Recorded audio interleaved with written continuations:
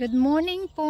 Andito po ako ngayon sa aming orchard. Papakita ko lang po sa inyo yung aming punong kahoy na plum trees na maraming bunga.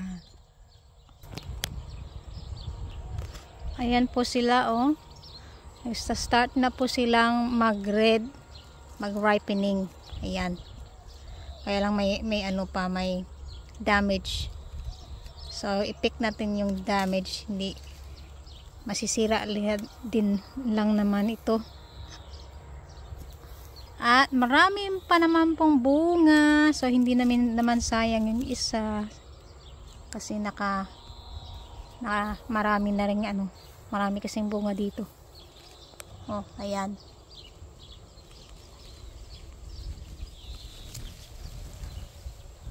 Ayan, maraming bunga. Hindi pa ho luto yung ating prutas. Ayan.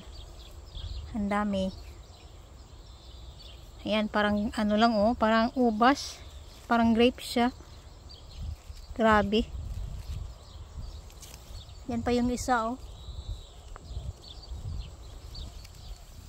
Yan. Ang dami nyo oh. Yan oh. Pati sa baba. Yan.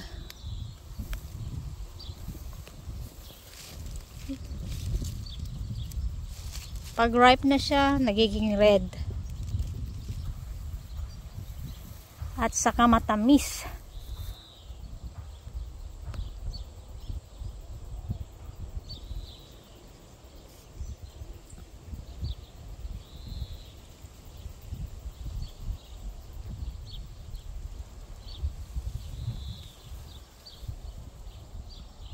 At abot kamay yung bunga niya. So hindi na ako mahihirapan mamitas.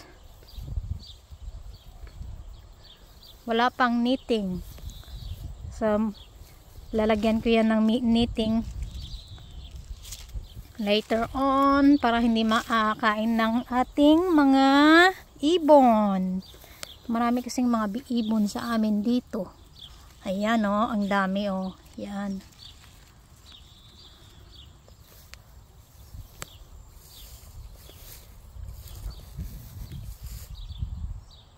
O ang bigat na ng sanga nito.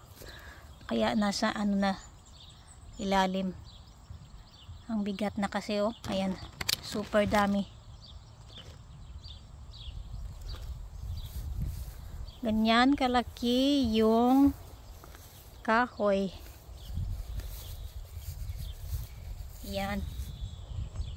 Dami diba? So hanggang dito na lang muna guys. Magkikita tayo ulit sa aking pagpicking ng mga plums. Bye now!